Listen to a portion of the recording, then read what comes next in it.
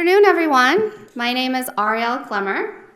It's been my honor to serve as the chair of the Massachusetts Supreme Judicial Court Standing Committee on Pro Bono Legal Services, and so I'm going to shorten that in my remarks to just the Pro Bono Committee for the last 3 years.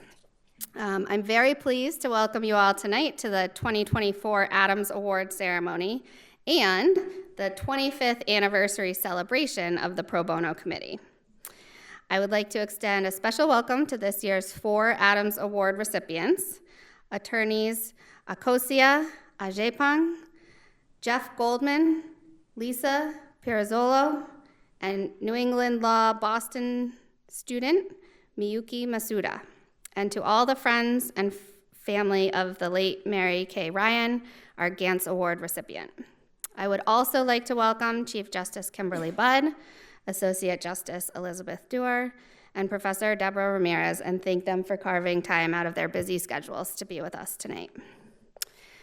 The Adams Awards ceremony is inevitably one of the best events of the year, in part because no matter what's going on in the world or in our lives, hearing about the service of our award recipients is undoubtedly uplifting and motivating.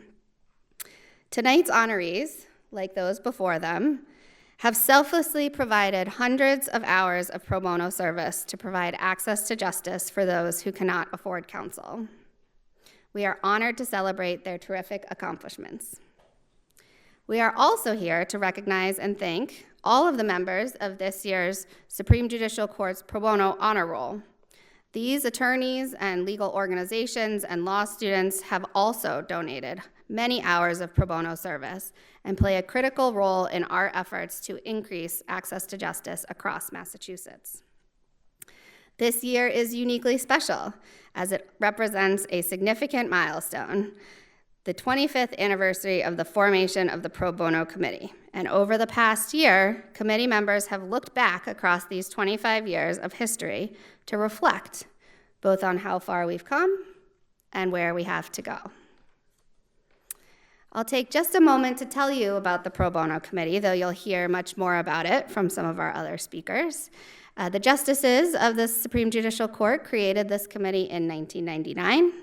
Since that time, the committee has been chaired by prominent pro bono leaders, some of whom are here today, including Mary Ryan, who we're honoring today, most recently, Sue Finnegan, Kathy McGrath, and Elizabeth Ennin. The goal of the committee is to promote pro bono legal services throughout the Commonwealth. In pursuit of that goal, we engage in the following activities. We recognize and celebrate outstanding pro bono service, like we're doing tonight. We encourage law students and new lawyers to develop a habit of engaging in pro bono service. We learn as much as we can about pro bono legal services on the ground in Massachusetts so that we can improve those services over time. And we engage members of the bar so that we can learn how better to support their pro bono efforts. There are typically 15 or so members of the Pro Bono Committee. We're fortunate to have a Supreme Judicial Court justice who serves as a liaison. And in the past year, we have had Justice Elspeth Seifer on the committee. We're truly grateful for her time and expertise. And Justice Seifer has since stepped off the committee due to her retirement, and we are excited to have recently welcomed Justice Dewar. Chip Finney, the Supreme Judicial Court's Chief Counsel for Judicial Policy, provides staff support for the committee and is a key organizer behind today's event. Chip does so much, not only for this committee, but for so many others at the court. He's an incredible advocate for justice and a wonderful colleague of all. Our committee members are appointed by the justices of the Supreme Judicial Court and typically serve 2 3-year terms. It's a significant time commitment, and I would like to recognize and thank our 2024 committee members now. If you would stand. Dick Bauer, Nikisha Davidson, Shanika Davis, Felicia Ellsworth, Victoria Gottney, Alana Gelfman, who is vice chair and who I'm very pleased to announce will be taking over as committee chair after tomorrow. Carolyn Goodwin, who's a former director of the Access to Justice Commission, which sits ex officio on the committee. Geraldine Gruvis Geraldine Gruvis Pizarro, Jamil Moore, Sandy Moskowitz, Rosalind Garbos Nasdor, Seth Orkind, Courtney Pitta, Gordon Shaw, and Carlos Teuscher.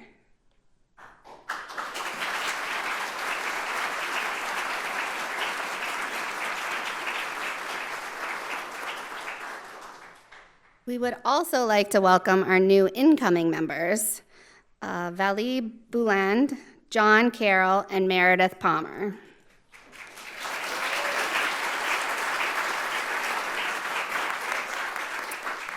The committee seeks new members each year and especially prioritizes geographical, institutional, population, and practice area diversity. Take note, we currently have 2 openings to fill. So I urge any Massachusetts attorneys sitting in the audience to consider themselves applying for membership or suggesting to one of your colleagues that they apply for membership on this most wonderful committee. You can find out about the steps for doing so on the court's website or talk with Alana or Chip after today's spin. So now I'm excited to introduce Justice Kimberly Budd, Chief Justice of the Supreme Judicial Court.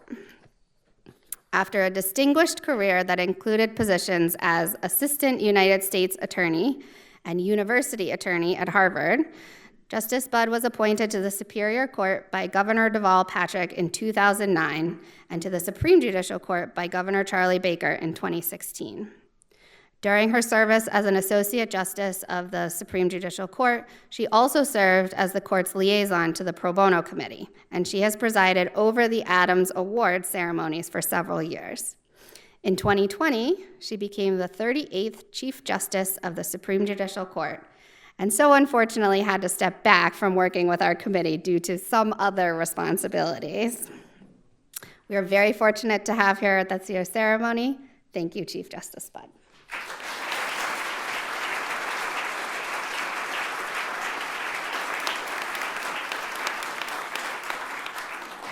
Thank you, Ariel. Good afternoon, everyone. On behalf of the Justices of the Supreme Judicial Court, I'm pleased to welcome you to this celebration of pro bono legal services in the Commonwealth. We appreciate you all being here today. I want to congratulate all of today's award recipients and the pro bono honor roll participants. Your pro bono service is deeply appreciated. As Ariel said, having worked with the Pro Bono Committee for several years, I've seen how pro bono legal assistance can make an enormous difference in the lives of others. My predecessor, Chief Justice Gantz, used to speak of the work of the courts as repairing the world. And when you volunteer as pro bono counsel, you all play a fundamental role in that work. You stand up to speak for those who have no one else to speak for them. You seek to make rights promised by the law a reality for those most in need of protection. And your example, in turn, inspires others to join that good work. I'd be remiss if I didn't recognize that this is the committee's 25th anniversary. I want to congratulate all of the current and past members of the Pro Bono Committee throughout the years. This committee really has been pivotal in encouraging pro bono work throughout the Commonwealth. I also want to thank the committee members and all of the court staff who have worked so hard behind the scenes to make this event possible. And a special thank you to my colleague, Justice Bessie Dewar, for serving as the SJC representative on the committee and presenting this year's awards. Once again, congratulations to the honorees, and thank you for your service.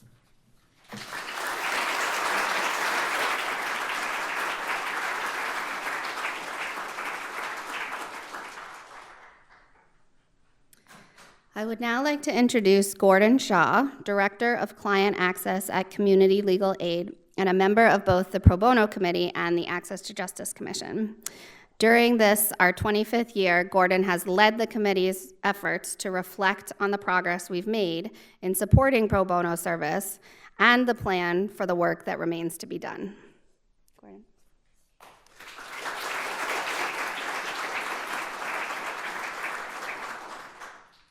Thank you, Ariel. Thank you, Justice Budd. So as you heard, I am Gordon Shah, and as a member of the SJC's Standing Committee on Pro Bono Legal Services, I also want to welcome you to our special party to celebrate the great strides that have been made in the provision of pro bono legal services over the past 25 years. So why just over the past 25 years? Well, there are good reasons for that. 25 years ago, in 1999 to be precise, the Supreme Judicial Court, acting on recommendations from a special pro bono committee that it had created, took two significant steps to support and encourage pro bono legal services in the Commonwealth. First, it was in 1999 that the SJC added Rule 6.1 to our state rules of professional conduct. Rule 6.1 sets forth an aspirational goal that a lawyer should provide annually at least 25 hours of pro bono legal services for persons of limited means. When Massachusetts adopted Rule 6.1 in 1999, it was joining at least 37 other states that had adopted versions of a model rule that the American Bar Association had put forward. I know that many of you in the room will agree that we didn't need an ethics rule to start doing pro bono work. After all, the notion of pro bono legal work dates back well into the 19th century with the formation of legal aid societies, particularly ones that aspire to help immigrants establish a foothold in America. And these legal aid societies relied heavily on volunteerism. However, the adoption of Rule 6.1 was a significant milestone in that it put the notion that lawyers have a particular responsibility to ensure equal access to justice in our code of ethics. Second, it was in 1999, as you heard, that the SJC created and appointed your host for today's celebration, the SJC Standing Committee on Pro Bono Legal Services. And for the past 25 years, the Standing Committee has functioned as our legal community's primary catalyst for promoting volunteer legal work. We've already met the current members of the committee, but I don't think we gave a chance for the past committee members to stand up and to get acknowledged for their service. I know there's many of them here in the room. Would they take a moment to stand up, people who've served on the committee?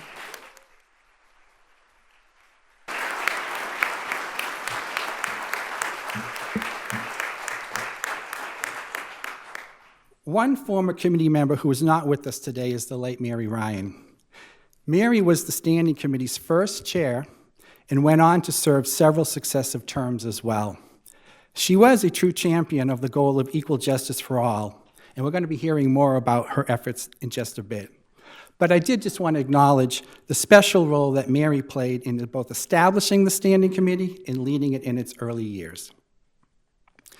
So what does the Standing Committee do? Well, the Standing Committee came up with the Adams Award as a way to honor lawyers, law firms, law students, and other legal organizations who have demonstrated extraordinary commitment to providing volunteer legal services to people in need. The Standing Committee is also responsible for administering the SJC Pro Bono Honor Roll with the invaluable assistance of the Court's Public Information Office.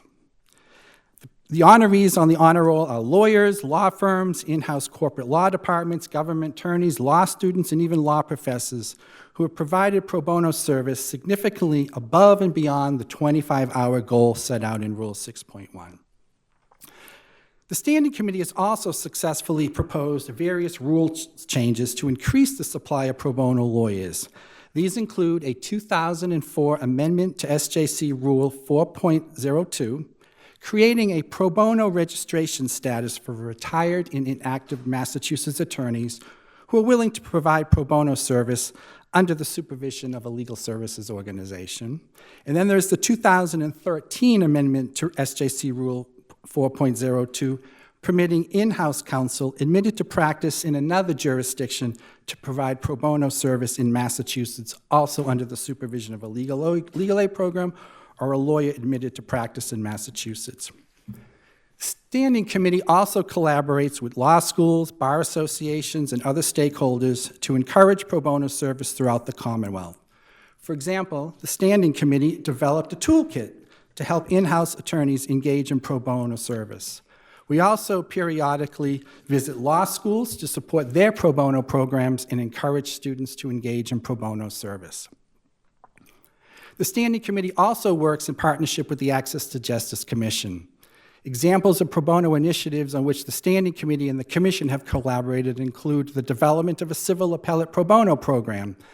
This program is overseen by the Volunteer Lawyers Project, and it has 3 components: a weekly civil pro bono appeals clinic at the clerk's office in the appeals court, a merit review panel, and full representation.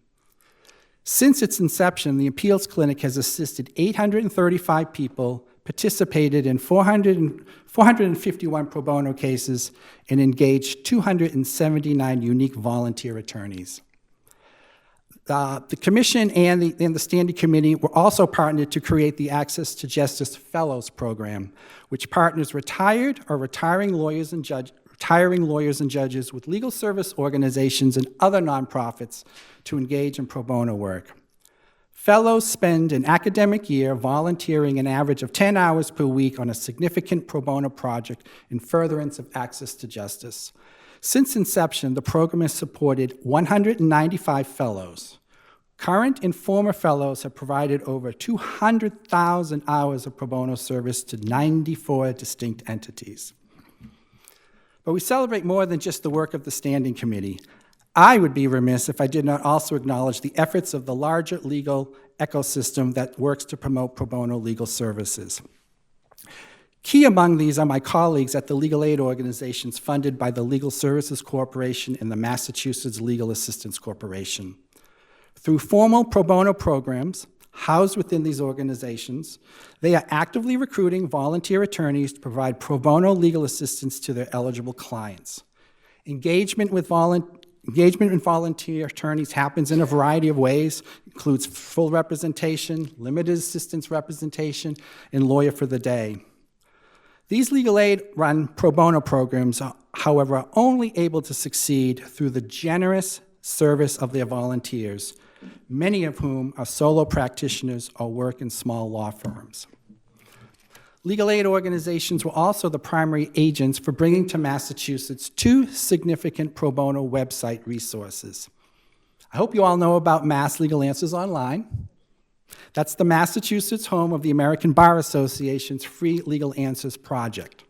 Launched in 2016 with the support of the Access to Justice Commission and a statewide advisory committee that includes representatives from legal services, bar associations, in-house counsel, law schools, and the courts. Mass Legal Answers Online is a website where low-income persons can create an account and post questions on a range of civil legal issues, which are then answered by volunteer attorneys. The site currently boasts a volunteer panel of 600 attorneys across the state, and since its inception has answered over 10,000 questions from low-income Massachusetts residents in areas such as housing, family, immigration, consumer law, and more.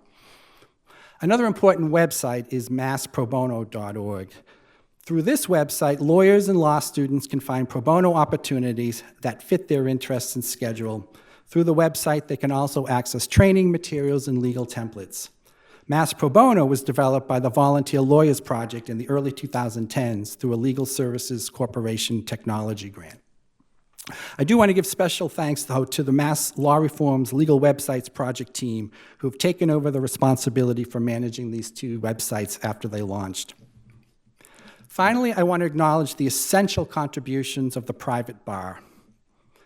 Many law firms have proactively created pro bono programs, some with full-time pro bono counsel or coordinators who develop opportunities in consultation with legal service organizations. In Boston, these pro bono professionals are organizing local programming for private firms through a pro bono roundtable that meets periodically.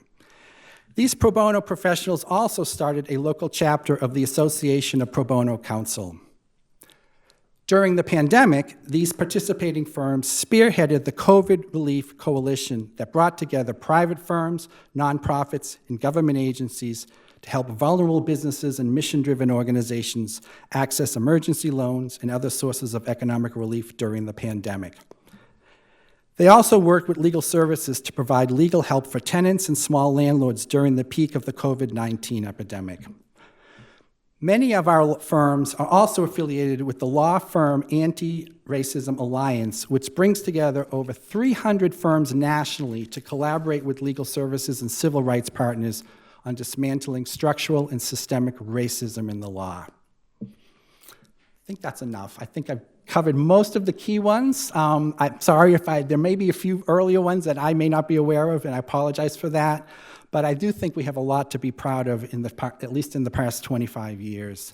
I do want to mention that the Standing Committee is working on a 25th anniversary report, which we will be submitting to the SJC in the coming weeks, which will also be released publicly, and I expect that'll be released probably through our webpage on the court's website.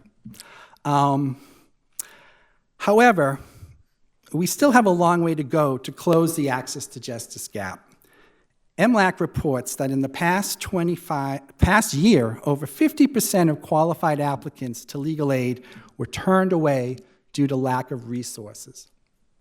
While over the years there have been substantial increases in funding for legal aid, until civil legal aid organizations receive sufficient funding to serve all eligible clients, pro bono legal services can and must continue to play an important role in helping to achieve the promise of our state constitution, and I quote, that each citizen ought to obtain right and justice freely without being obligated to purchase it. In closing, I would like to thank Ariel Clemmer for her outstanding service as chair of the SJC Standing Committee on Pro Bono Legal Services over the last 3 years. She has been an organized and effective leader and a terrific ambassador and advocate for pro bono service. Thank you, Ariel.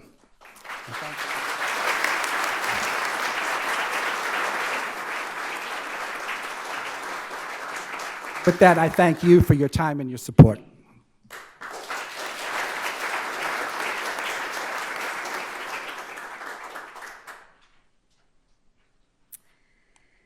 Thanks, Gordon. It is now my pleasure to introduce Supreme Judicial Court Associate Justice Elizabeth Dewar, who will be presenting our Pro Bono Awards this afternoon. Justice Dewar was appointed to the court by Governor Maura Healey in January after a distinguished legal career that included clerking for Supreme Court Justice Stephen Breyer, practice as a civil rights advocate at the Public Interest Law Center of Philadelphia, and as an appellate and trial lawyer at Ropes & Gray, and serving as state solicitor in the Attorney General's office, where she supervised the briefing and arguing of appeals throughout that office. We are grateful to Justice Dewar for serving as the court's judicial representative to the Pro Bono Committee and for making the time to join us this afternoon. Thank you.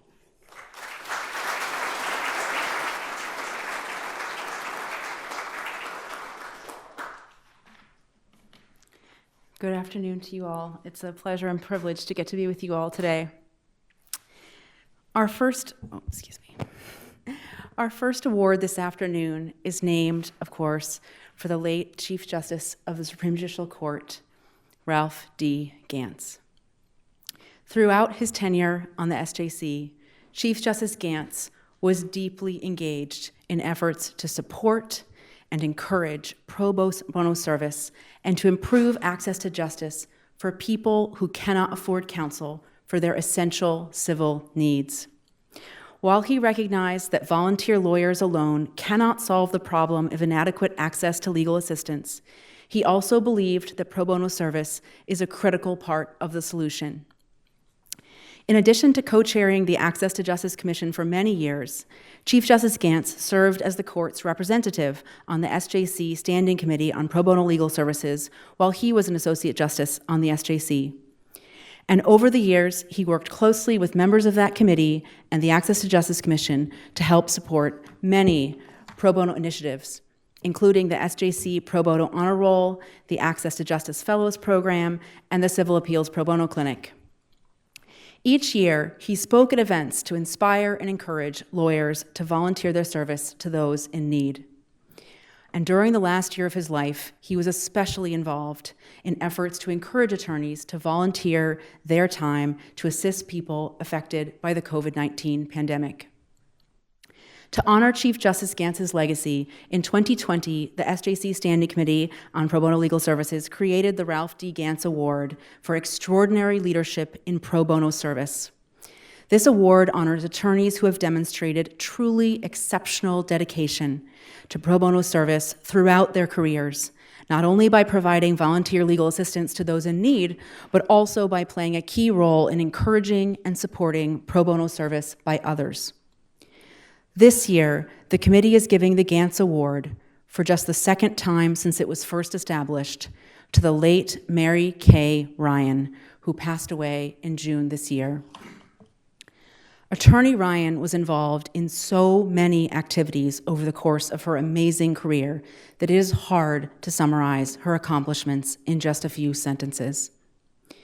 She was a distinguished environmental lawyer, a fellow of the American College of Environmental Lawyers, and a director of the Environmental Business Council of New England. She was well known for her many bar leadership activities. She was president of the Women's Bar Association from 1984 to 1985, president of the Boston Bar Association from 1997 to 1998, and served both organizations in many other roles. She was also a member of the American Bar Association Board of Governors and House of Delegates, and was active with many ABA committees. But even as she excelled as an attorney and a bar leader, Attorney Ryan also regularly made time to provide pro bono legal services to others. Just 5 years ago, for example, she spent 2 weeks at the Texas border working as a volunteer with the ABI's Pro Bono Asylum Representation Project to assist migrant detainees who sought asylum. She interviewed detainees to prepare them for their initial asylum screening and helped them with their asylum applications. If they passed their initial screening, she assisted them in seeking their release from detention. And then, in the evening, she helped to serve dinner to people in encampments who were waiting for asylum hearings. Beyond her own pro bono service, Attorney Ryan was also devoted to encouraging, supporting, and organizing pro bono service by other members of the bar. She served as co-chair of the pro bono committee at her firm, Nutter, and in that role, as one of her partners has observed, quote, she was continually and actively encouraging her colleagues to give back through pro bono service, offering them opportunities to help young immigrants get protection with special immigrant juvenile status, to volunteer in the Lawyer for a Day program in the housing court, or to help battered women get protection from their abusers. She was a relentless promoter of pro bono work and an inspiration for those of us who took up her call. At the national level, Attorney Ryan worked extensively with various ABA committees to support pro bono service and improve access to justice.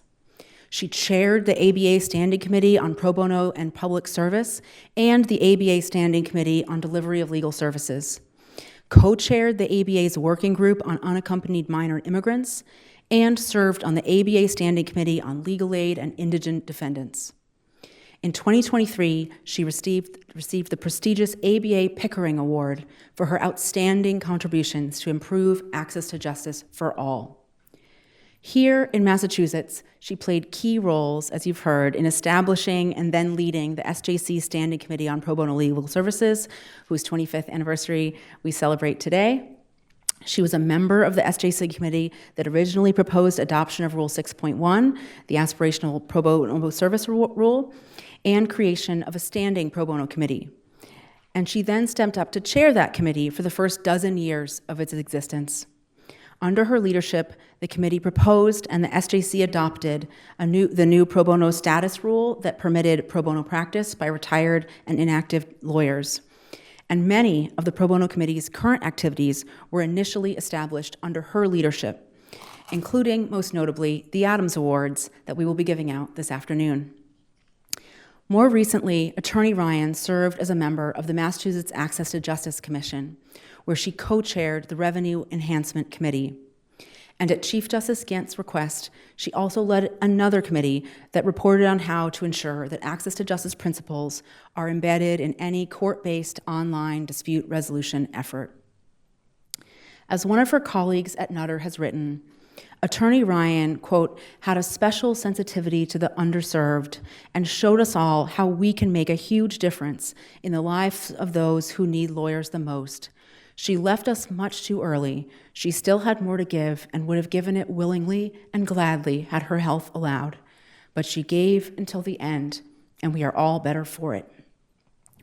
In sum, like Chief Justice Gantz, Attorney Ryan showed undaunted optimism and tireless advocacy in her tireless energy in her advocacy for pro bono legal service. It is therefore most fitting that she receive this award. And so, in honor of Mary Ryan's extraordinary dedication to serving others, I would like now to invite her brother, Terry Ryan, to the podium to accept the Ralph D. Gantz Award for extraordinary pro bono service on her behalf, and also her colleague, Ken Berman, who will say a few words about her pro bono work.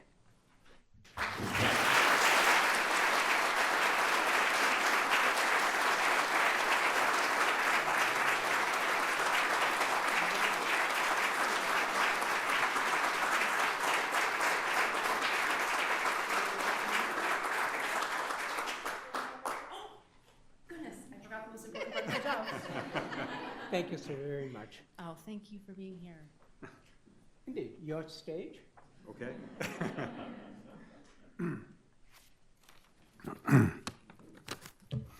Thank you so much, Justice Dewar.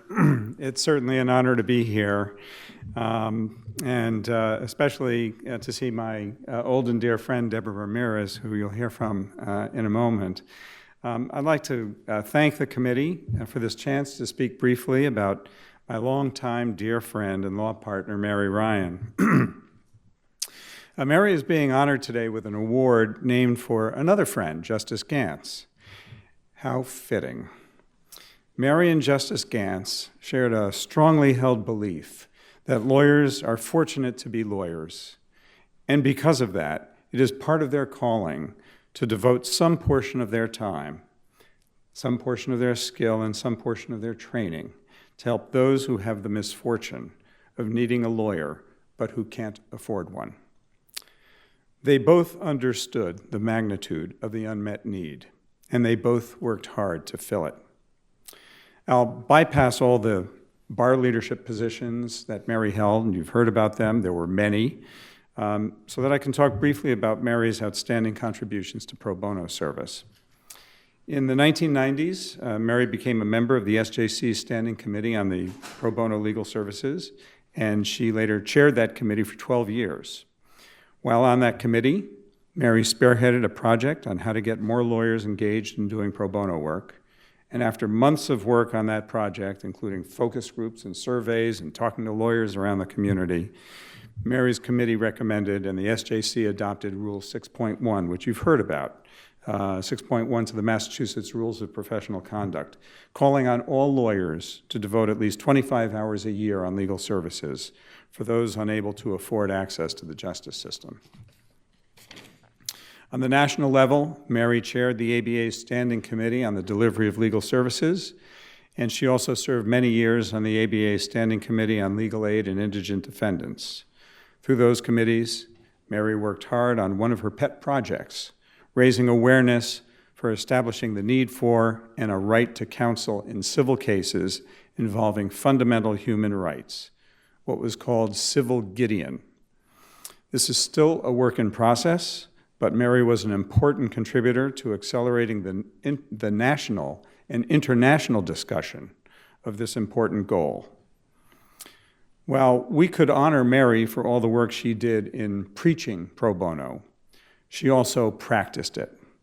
Her two major areas of focus were on rights of immigrants and rights of children. She handled many petitions to get special immigrant juvenile status for immigrants who sought refuge here from parental abuse, sexual violence, or gang violence in their countries of origin. She litigated against the Department of Children and Families to establish better living conditions and protections for foster children in Massachusetts. She traveled to the southern border to help immigrants establish their credible fear of persecution in their countries of origin and to support their asylum applications. And she continually urged lawyers to appreciate that being there for the underserved vastly improves the chances of getting them an opportunity for a fair shake in life.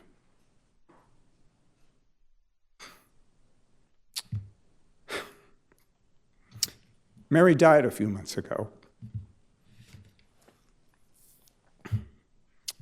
She fought many battles in her life, and she won most of them.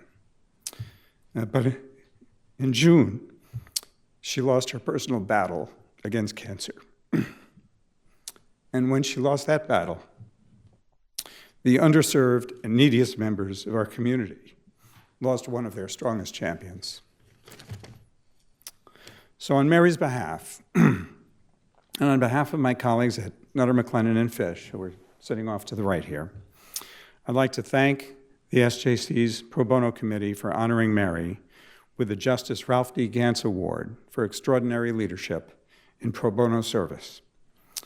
Mary would have been very proud to receive this award, especially because it bears the name of Justice Gantz, for whom Mary had such tremendous respect and admiration, and with whom she shared the all-important mission of inspiring the legal community to give some measure of their time and talent working for the public good.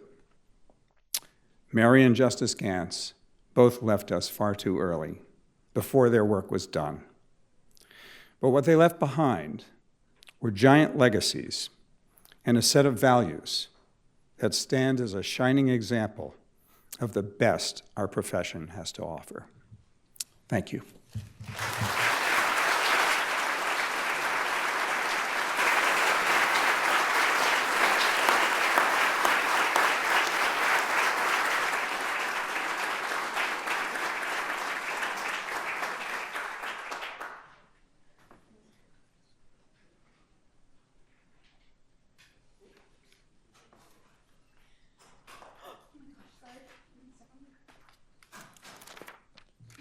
Good afternoon. Sorry, I've lost my place.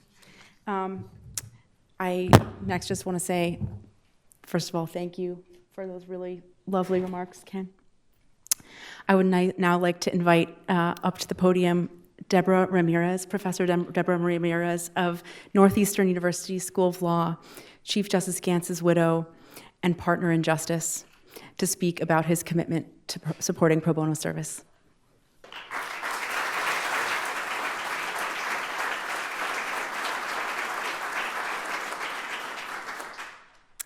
Good afternoon, everyone. I want to thank the Supreme Judicial Court Standing Committee on Pro Bono Legal Services for honoring Ralph with the Ralph D. Gantz Award for extraordinary leadership in pro bono service. And no one deserves this award more than the late Mary Kay Ryan. She embodied the spirit that animates all pro bono work, which is this: a dedication to ensuring meaningful access to justice to the many people who need legal representation but cannot afford it. She was a nationally recognized pro bono leader and pioneer. And if Ralph were alive, I know he would be here today to honor her and her extraordinary pro bono work.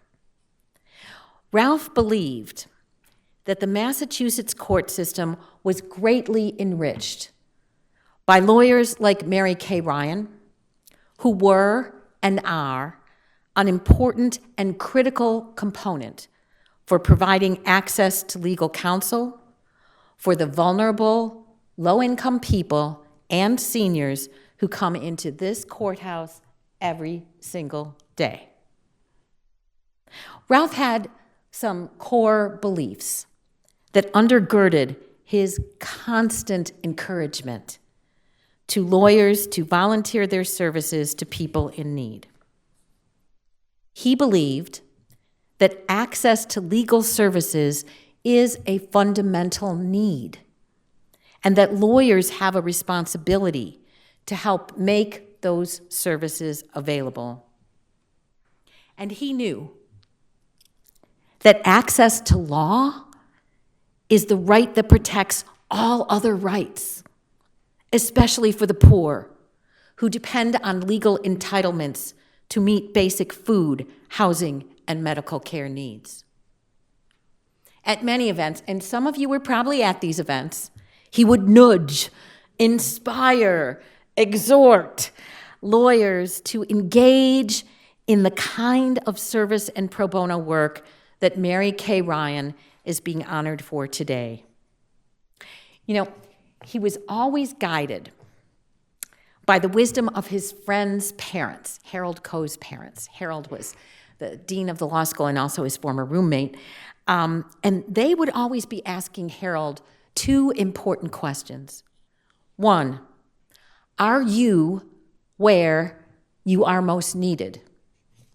And two, are you doing everything that you can do to mend this broken world?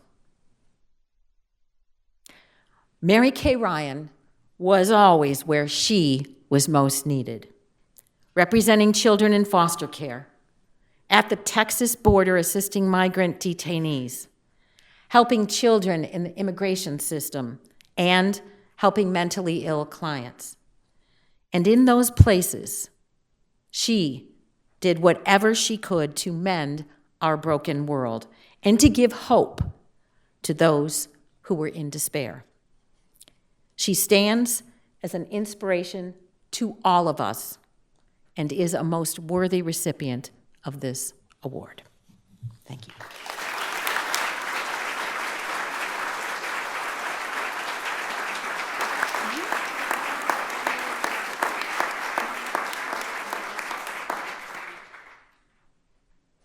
Thank you so much, Professor Ramirez.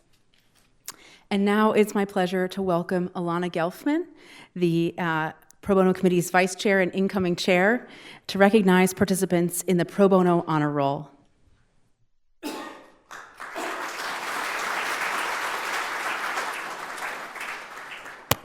Thank you, Justice Dewar. I am pleased to have this opportunity to recognize the wonderful work of all of the attorneys, law students, law firms, and other legal organizations that qualified for this year's Supreme Judicial Court Pro Bono Honor Roll. The Pro Bono Honor Roll was first established in 2010 at the urging of then Associate Justice Ralph Gantz, soon after he joined the Supreme Judicial Court. Initially, the Pro Bono Honor Roll recognized law firms, including solo practitioners, and other legal organizations that met certain criteria for average hours of pro bono work and for firm policies supporting pro bono service. Since then, the Pro Bono Honor Roll has expanded to include both law students and individual attorneys. Law students qualify for the Pro Bono Honor Roll if they complete at least 50 hours of pro bono service during their law school careers. For attorneys, there are two categories of recognition. Attorneys who completed at least 50 hours of pro bono service during the prior calendar year qualify for the Honor Roll, and attorneys who completed at least 100 hours of pro bono service during the prior calendar year qualify for the High Honor Roll.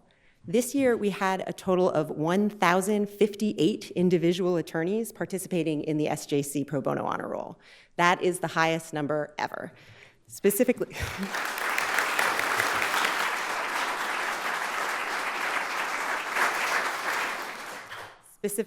527 attorneys completed at least 100 hours of pro bono service in 2023 to qualify for the High Honor Roll, and 531 attorneys completed at least 50 hours of pro bono service in 2023 to qualify for the Honor Roll. The collective impact of their work is enormous. Altogether, they completed approximately 80,000 hours of pro bono service in calendar year 2023. Participation among law students was also very strong.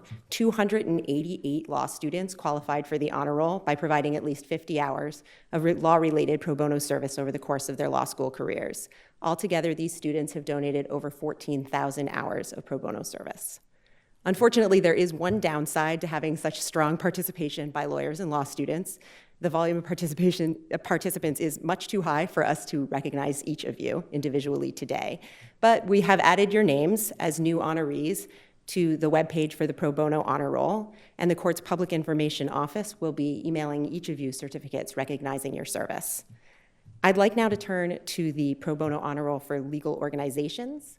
To obtain this special recognition, a law firm or other legal organization must certify that it treats pro bono hours the same as billable hours or its equivalent, and that in 2023, either its Massachusetts attorneys provided an average of 50 hours of pro bono service per attorney, or 75% of its attorneys provided at least 25 pro bono hours each. This is a very stringent standard, and it requires a substantial commitment by the organization's attorneys and management. We salute the following 10 organizations who met these criteria for calendar year 2023: Beverage and Diamond, Brown Rudnick, Cooley, Deckert, Foley Hoag, Golston and Stores, Ropes and Gray, Rosie's Place, Skadden Arps, and Wilmer Hale. Finally, to all of the participants on the honor roll, the SJC Standing Committee on Pro Bono Legal Services thanks you. Thank you for your dedication, for your commitment, for your willingness to volunteer on top of the everyday demands of work or school, family, and other obligations. Thank you for the tremendous benefits you have provided to your clients, your communities, and the Commonwealth. Your efforts have advanced the cause of equal access to justice.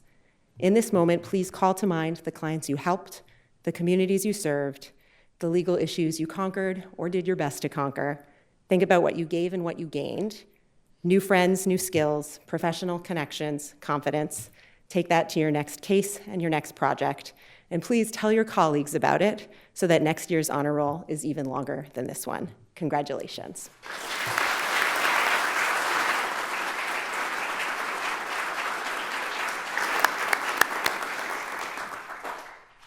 Congratulations from me as well to all the law students, attorneys, and legal organizations on our Pro Bono Honor Roll.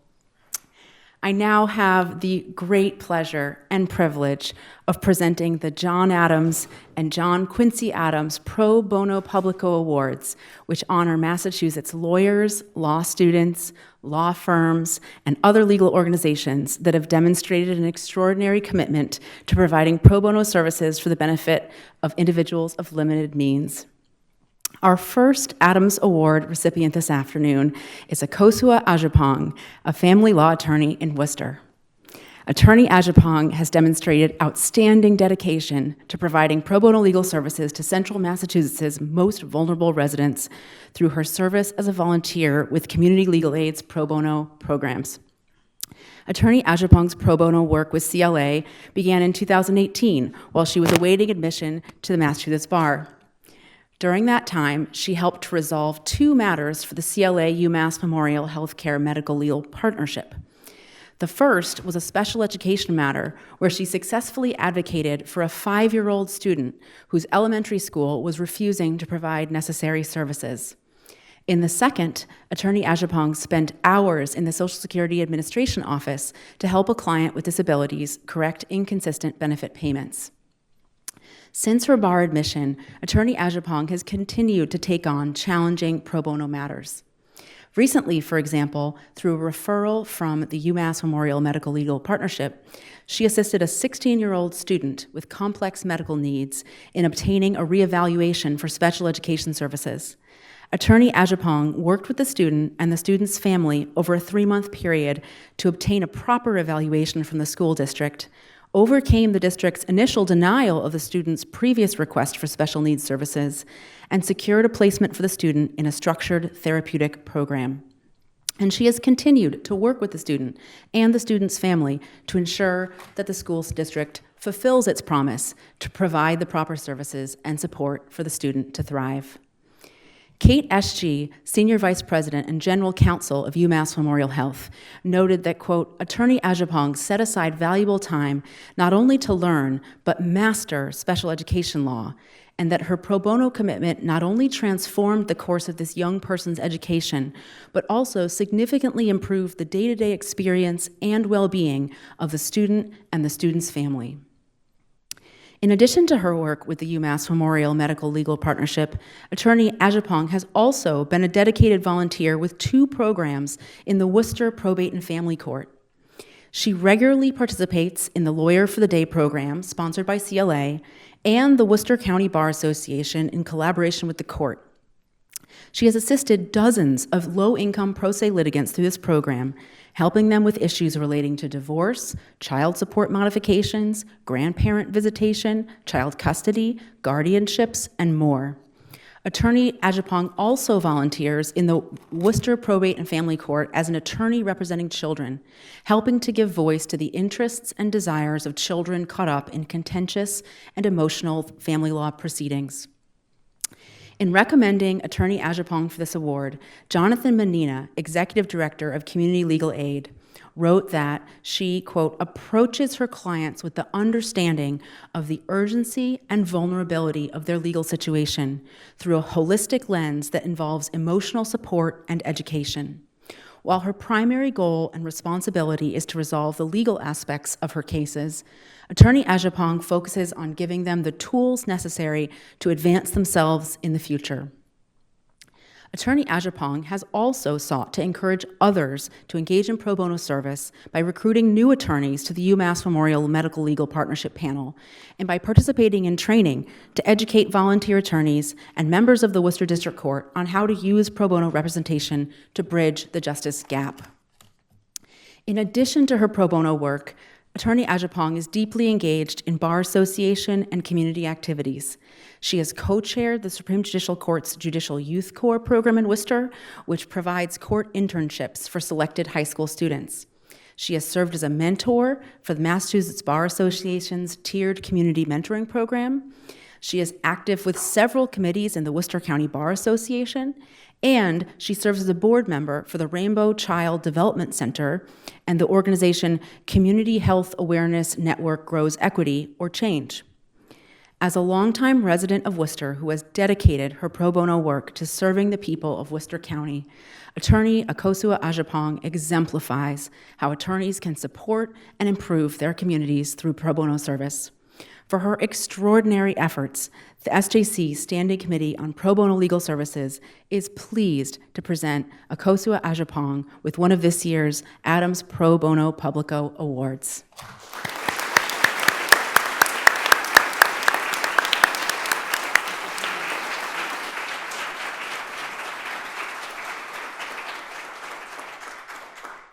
Thank you very much. Thank you to the Supreme Judicial Court Standing Committee on Pro Bono Legal Services for this honor and privilege. I am extremely humbled to be recognized for this.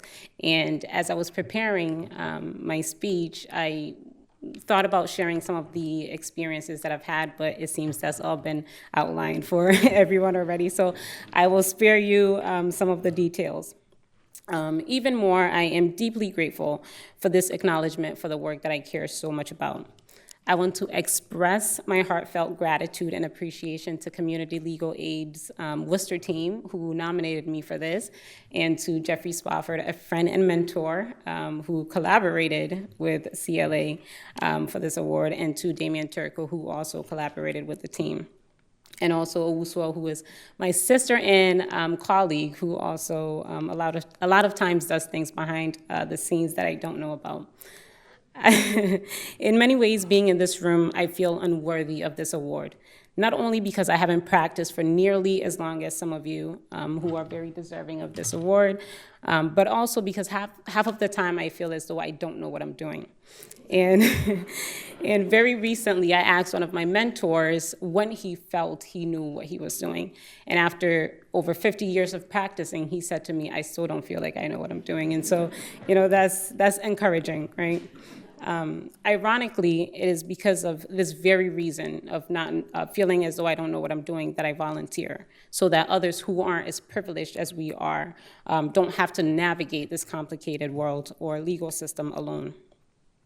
For me, pro bono work is not only about providing services to those who need it, but about creating opportunities. When I first became involved with CLA, as you heard, I was awaiting my bar exam results, and I was freshly out of law school. And I remember taking on cases and simply saying, I just want to help. I don't know what I'm doing, but I want to help. And Thankfully, CLA, as you heard, gives the necessary resources for one to prepare to serve the community. And so the first case, the two cases that I took, as you heard, were one through UMass's medical legal partnership and a Social Security matter. And I will tell you, I sat in the Social Security office for hours. And funny enough, the first two cases I took, there was a language barrier, and so I became quite familiar with telephonic interpreter services and Google Translate. So if anyone needs, assistance in navigating that, I can help you. But I thought, if somebody who does not have the educational background that I have has to navigate this world alone, this system alone, how much more somebody who does not understand the language of our land. And as an immigrant and the daughter of an immigrant, I thought, I would hope that if my mother was ever in a situation like this, somebody would help her out. And so, pardon me. And so I, as you heard, again, I recently took on an education case for a student who was struggling medically and mentally and physically as well. And her mother had fought tirelessly to get her the resources she needed to be able to succeed like her peers, and had eventually gotten to the point where she felt as though she could not do it alone. And so when CLA reached out to me to take the case, I thought, well, I don't know what I'm doing, and so I don't know that I should do this. And they said, you know what, we have the resources for you. And so I took it, not because I thought I could do this, I could handle this case so well, but because I just wanted to help, like many of us do. And so by the end of it, the mother was so grateful for work that I thought was insignificant. And by the end of it, I came to understand that this meant the world to the mother and to the child, so that she could have equal footing to be able to succeed as her peers. And I just, as I was preparing, I remembered a case that I took where an elderly woman who had been seeking a divorce for 15 years, but had not pursued it because she did not know how to go about it. I took her case, and by the end of it, she was so grateful that she offered me, and I remember today, and I thought it was funny, she was so grateful that she offered me half of her settlement funds, and and I told her, I don't want to get in trouble for that, but but that is just to outline some of the things that we see in our community, some of the things that touch me or inspire me to serve. And I love our little community in Worcester, but these are some of the cases that inspire me to serve. And as a person of faith, one of the scriptures that I live by is, to whom much is given, of him is much required. And much has been given to many of us in this room. And so much is required of us. And I'm just grateful to have this opportunity, mostly because my mother instilled that idea in me of serving others. And so to me, service is a privilege, it is an honor, and even more to be among so many of you experienced, wonderful, intelligent individuals that I'm constantly learning from. I am deeply grateful for this opportunity, and so thank you.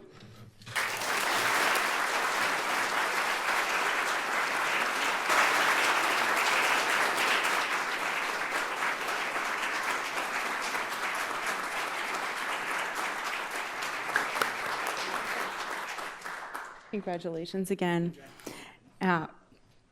Many litigants appearing before the probate and family court cannot afford counsel. And unfortunately, the options for alternative representation are often limited.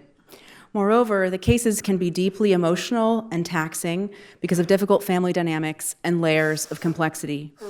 Amidst these challenges, the extraordinary pro bono work of our next Adams Award recipient, Attorney Jeff Goldman, is particularly compelling. Jeff Goldman is an attorney at Morgan Lewis who typically defends financial firms, auditors, and other companies in civil litigation, securities arbitrations, and administrative proceedings. But when Lynn Kavanaugh, a schoolteacher and divorced mother of 3, could no longer afford to pay her attorneys for litigation over child support and alimony in the probate and family court, Attorney Goldman volunteered to step in as her pro bono counsel. And even though the case was scheduled to go to trial shortly, he took on the daunting task of preparing for trial while representing a new client in a complex case in a new practice area. One of the issues in the trial was whether Ms. Kavanaugh could claim both alimony and child support under the Massachusetts Alimony Reform Act of 2011. The trial judge ruled against her on this point, and following a widely accepted interpretation of that act, ruling against her, and Ms. Kavanaugh appealed. The case then came before the Supreme Judicial Court, where Attorney Goldman argued on her behalf. In its decision, the SJC ruled in favor of Ms. Kavanaugh, holding that, in such a case, the judge should consider alternative approaches, one beginning with calculating alimony and then child support, and the other beginning with calculating child support and then alimony, and then determine which approach is more equitable. As several legal aid attorneys observed in nominating Attorney Goldman for this award, the decision, quote, has changed the way all domestic relations litigants, lawyers, and judges consider allocation of family income in divorce. Yet without Attorney Goldman's pro bono assistance, his client might have been unable to pursue her case, and this important decision might not have issued. Since that time, Attorney Goldman has continued to represent Ms. Kavanaugh. Altogether, he has devoted more than 500 hours of pro bono service to her case over the last 4 years. And all the while, Attorney Goldman has been a source of strength and support for his client. She writes that, quote, throughout the 4 long years of courtroom battles, Jeff's perseverance and determination never faltered. He remained steadfast in his commitment to my case, and his support extended beyond legal advice. He provided emotional strength and hope when I needed it most. Jeff's impact on my life and my children's lives is immeasurable, and I am forever grateful for his tireless efforts. Attorney Goldman's work with Lynn Kavanaugh demonstrates how attorneys working outside of their familiar practice areas can provide tremendous pro bono service and make a huge difference, not only for their clients, but for others who are similarly situated. And so, in recognition of his steadfast commitment to his client and the far-reaching impact of his work, the SJC Standing Committee on Pro Bono Legal Services is pleased to present Attorney Jeff Goldman with one of this year's Adams Pro Bono Publico Awards.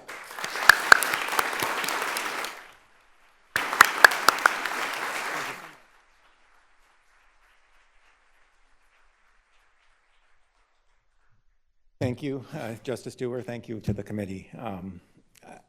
I'd just like to let a couple people who are here today know how grateful I am. Margie Palladino, Lori Johnson, Laura Gall, people who actually knew their way around a probate court, and not just for their nomination, but also for the opportunity to discuss our case and for the introductions to the legal services community and advocates for probate court reform. Especially Laura and her colleagues provided a patient ear and a lot of practical advice to a lawyer and his colleagues who had literally never stepped foot in probate court before this case. I'm also grateful for my firm and for the community that supports this work, and especially to my colleagues who've joined me on the journey, especially Emma Hall and Felipe Escobedo, who've been along for the entire process. I'll note that the opportunity to work on this case resulted from one of my colleagues seeking an exception to our firm's general policy that we don't do family law cases. And that's, I understand, a common policy for at least the large law firms in Boston. And I think it's a common policy because probate courts can be difficult places for lawyers who are not used to probate court practice, even lawyers who feel like they sort of are getting to know their way around other courtrooms. I never intended to take a probate court case. Emma and I were asked by a colleague to jump in, as you heard, to help a divorced mother who was about a week away from having the misfortune, as someone said, of appearing in probate court for a trial where the other party had counsel and she could no longer afford hers. It was a much more time-consuming matter than I initially imagined, and it's gone on a lot longer and been more challenging and probably relatedly more meaningful than I expected. And I think meaningful for a reason that wouldn't have occurred to me at the outset. I'd say the core benefit to me as a lawyer has been to be able to see the everyday administration of justice through my client's eyes. The probate court, I believe, is the court in the Commonwealth that ordinary person, the person who doesn't interact daily with the legal community, is most likely to enter. And that usually is entered at a very tough moment in someone's life. And a lot of people, as you know, enter that court and the courtroom without a lawyer, often in situations where the opposing party does have a lawyer. That has titanic consequences for moms and dads like my client Lynn.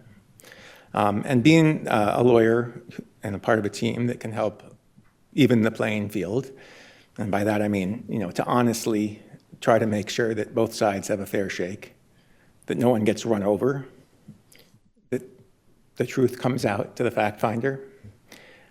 It sort of feels like what we went to law school for. So, you know, that's half of it. The other half, though, is seeing my client have to walk into probate court again and again and again, and to walk with her, and to experience a very different feeling than I'm used to feeling in walking into a superior courtroom or a federal district courtroom. It was a lesson in how big and unhearing and how unfair the law can seem to an everyday person. So there are an overabundance, sadly, of people who need our help. But my hope is that more firms make the type of exception that our firm did, and broaden their practice to help ordinary moms and dads who face the prospect of appearing in probate court without a lawyer. I know it will benefit the clients, and I know it will benefit the lawyers.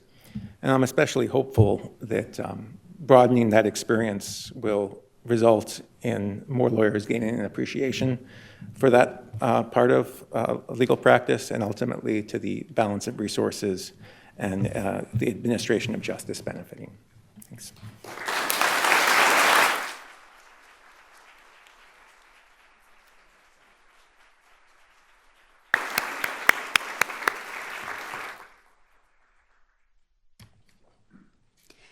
Our next Adams Award recipient is Lisa Pirazzolo, a partner in the litigation department at WilmerHale. Throughout her legal career, Attorney Pirazzolo has always made time, a lot of time, for pro bono service. Altogether, she has volunteered nearly 2,400 hours, the equivalent of at least a year of work, for pro bono matters at WilmerHale. She has worked on cases with Prisoners Legal Services, Lawyers for Civil Rights, and Greater Boston Legal Services, among other organizations. And she has volunteered to take on cases assigned by the U.S. District Court for the District of Massachusetts. In the last year, Attorney Pirazzolo has achieved outstanding successes in 2 long-running cases in which she served as pro bono counsel. One case involved a class action suit brought in 2015 on behalf of persons who are deaf or hard of hearing and who are incarcerated in Massachusetts correctional facilities. At the time, class members were not receiving basic accommodations such as hearing aids, interpreter services, or captioned telephones. In 2019, after several years of litigation, the parties settled most of the issues raised in the suit. But one issue remained unresolved: the lack of appropriate emergency notification systems in some correctional facilities. In August 2023, Attorney Pirazzolo and her team litigated this issue during a 6-day bench trial before Judge Richard Stearns in Federal District Court. During the trial, 8 class members testified, at times with the assistance of American Sign Language, Spanish, and certified deaf interpreters. The class members described their experiences during fire drills when they were unable to hear fire alarms or were not notified by correction officers, and their fears of being left behind in the event of a real fire. In January 2024, Judge Stearns ruled that the Department of Correction had violated the Americans with Disabilities Act by failing to provide reasonable accommodations to deaf and hard of hearing class members to alert them to emergencies such as a fire. Judge Stearns also directed the DOC to develop a comprehensive policy to provide effective emergency alerts to deaf and hard of hearing inmates. As another attorney who worked with Attorney Pirazzolo has noted, this ruling is important not only for class members in Massachusetts, but potentially for incarcerated people with disabilities throughout the country. The other case where Attorney Pirazzolo recently achieved success involved a discrimination suit in which she represented Black police officers who alleged that a hair test used by the city of Boston to identify drug use was flawed and unreliable. The suit was originally filed in 2005.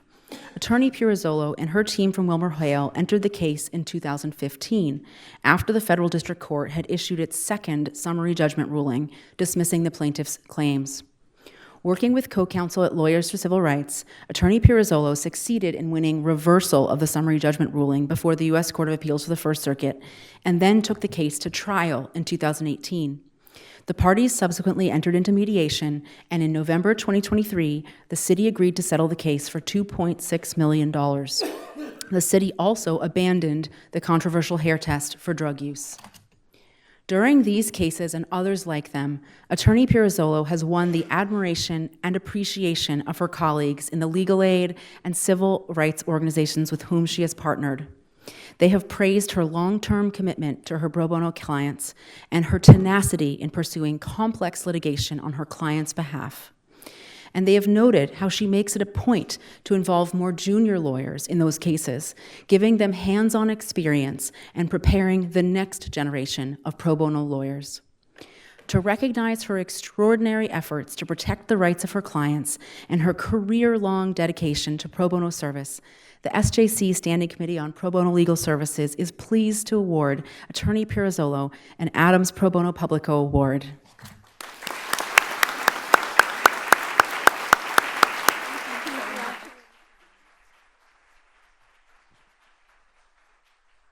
Justice DeWar, and to the Pro Bono Committee.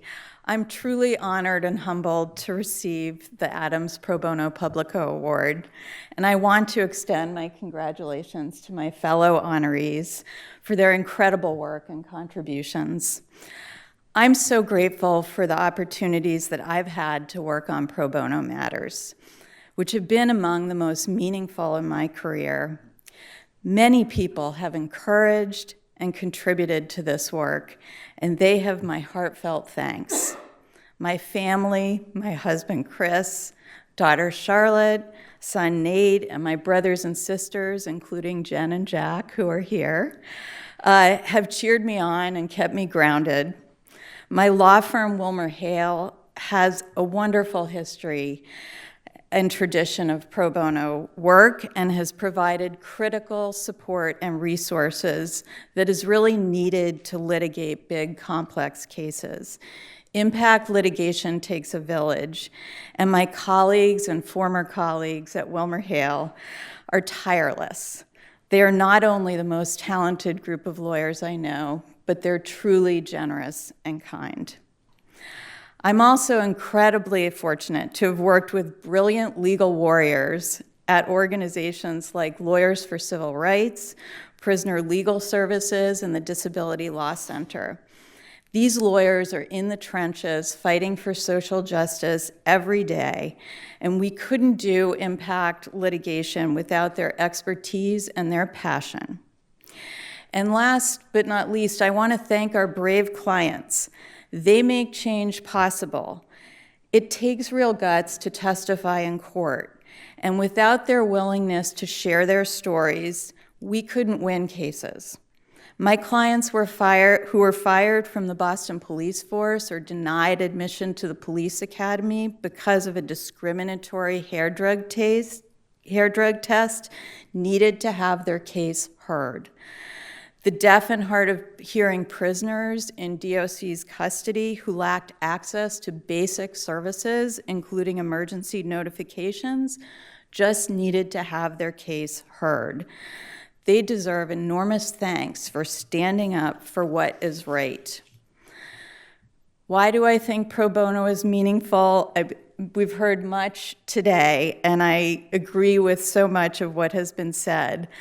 The answer is obvious, but important to remember. Over the years, I have seen again and again that too often it's not a flaw in the claim or a failure of proof that stands in the way of righting a wrong. Instead, it's the inability to access counsel who can take on large and established institutions.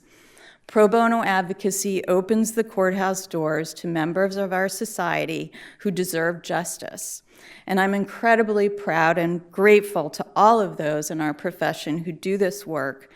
We need pro bono advocacy now more than ever. So thank you very much for this award.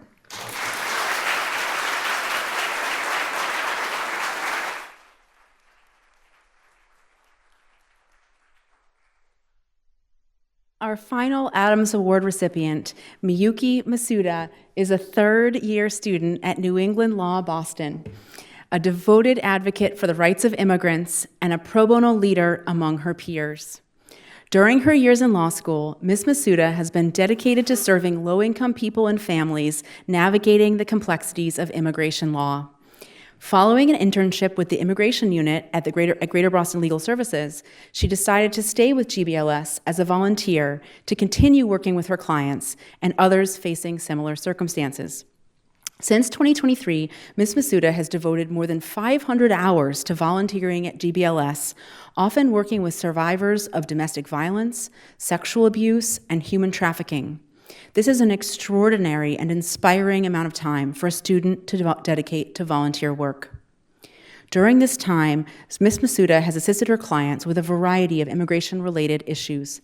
She has helped to prepare asylum applications as part of a pro se asylum clinic, aided individuals applying for work authorizations, helped to prepare clients for immigration interviews, and assisted in drafting legal briefs in support of applications for asylum and for a T visa to protect a victim of human trafficking.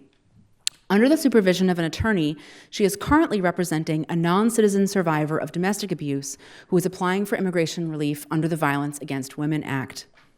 Throughout this work, Ms. Masuda has prioritized treating each client with compassion and dignity.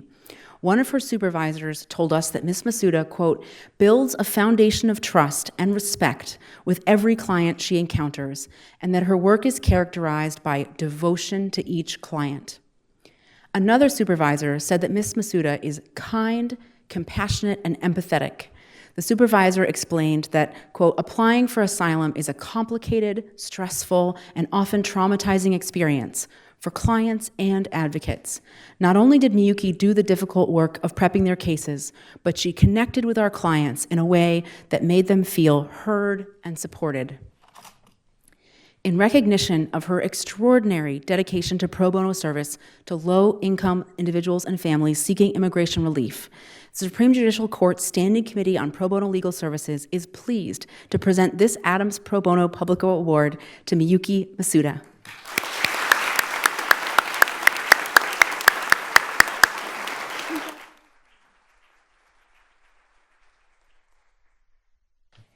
Thank you, Justice Stewart.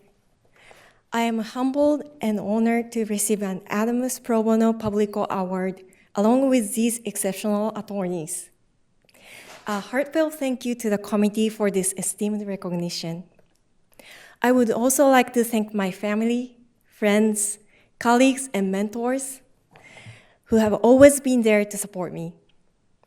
I am so grateful to my three amazing supervisors in the Immigration Unit of Greater Boston Legal Services, or GBLS, Attorney Ali Madan, Attorney Christina Moore, and Attorney Hilary Thrasher. They fight for justice and humanitarian immigration every day, and they have taught me how to bring the best trauma-informed representation to immigrant survivors of abuse and violence. I wouldn't be standing here today without their cordial support, guidance, and mentorship. This recognition of my pro bono legal assistance in humanitarian immigration is very special to me.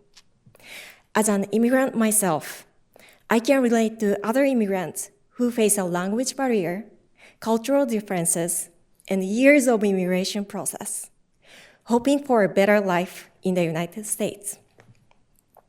GBLS has given me invaluable opportunities to engage in asylum cases for Afghan applicants who survived the Taliban takeover crisis in August 2021, a case for human trafficking survivor, and cases seeking immigration relief for survivors of gender-based violence. Each client's experience is heartbreaking, to say the least. They have severe trauma from their life-threatening experience. One of our clients, let's say her name is Diana, and she's from a country in Central America. She told me that she was mad at herself because she could not defend herself from multiple sexual predators who abused her throughout her life. She was only 7 when she was first raped by a gang member. After years of abuse, violence, and death threats for refusing to become a gang member's woman, she fled the country to protect her life. She said she could not accept her body. She had lost the meaning in living, and even when she seemed to be smiling, she was dead inside. I knew no words to comfort her. It was not her choice that she was born in a country where gangs were prevalent. It was not her fault that she was abused as a little girl or as an adult. It is not her fault that she was threatened to death and couldn't stay in her home country. No one deserves such violence or abuse, no matter where you are. I still don't know what to say to our clients when I hear about their traumatizing experiences, but I know what I can do, assisting them in getting their immigration relief. Diana is still fighting against her trauma, but she said she's gradually healing here in the United States, and she's been thankful. Humanitarian immigration has a lot of obstacles and challenges, but it can save people's lives and help them find peace in their difficult times. I am honored to be a part of these survivors' immigration journeys. Thank you.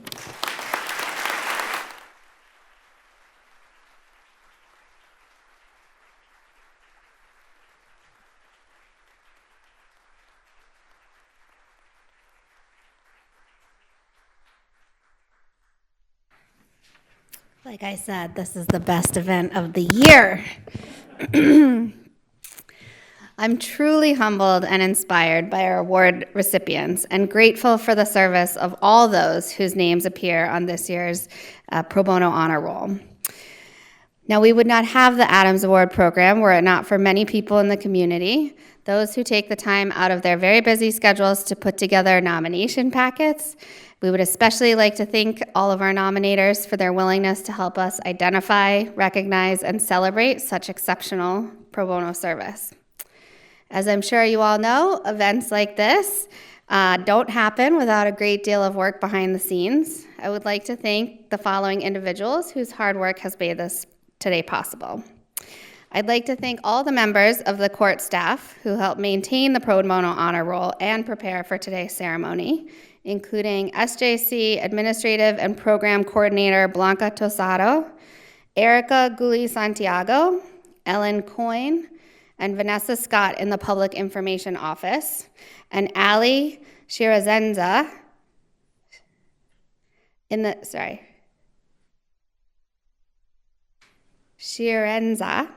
Court Facilities Management Department. Without their support, it would be impossible for us to recognize the hundreds of attorneys and law students who participate in the Pro Bono Honor Roll each year, or to present the Pro Bono Awards of this ceremony. I would also like to thank Suffolk University for making it possible for us to webcast today's event, along with Dan Parlin, the Service Delivery Manager for the Court Information Technology Services Department. Thank you also to the Supreme Judicial Court's court officers for your assistance with today's program as well. In addition, I'd like to express my appreciation to all the members of the Pro Bono Committee for their service and engagement in the selection of this year's award winners and help in preparing for today's event. In particular, I would like to thank Shanika Davis, Carolyn Goodwin, Geraldine Gruvis Pizarro, Jamil Moore, and Gordon Shaw, who, along with myself, are now stepping down from the committee for their dedicated service. Let's give them.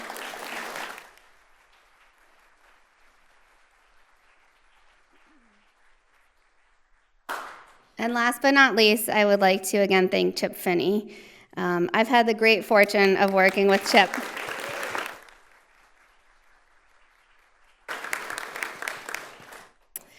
And speaking with him almost weekly while I've been chair.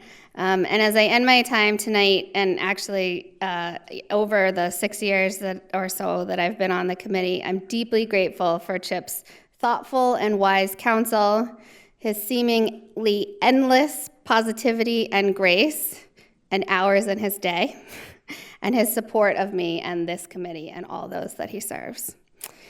In closing, I'd like to extend my congratulations to this year's member of the Honor Roll and our impressive 2024 award recipients. And now it's my pleasure to invite you to join us for a reception in the conference suite on the opposite side of this floor. Thank you all for joining us today.